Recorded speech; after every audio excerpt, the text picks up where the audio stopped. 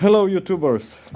For today we have in the shop a Golf 6 1.4 liter gasoline engine from 2008, and the problem is that the defrost actuator is locked or blocked like the diagnostic cell.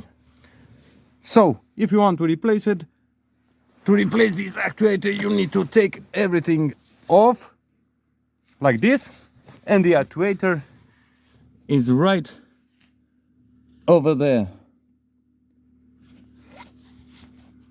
That is the actuator.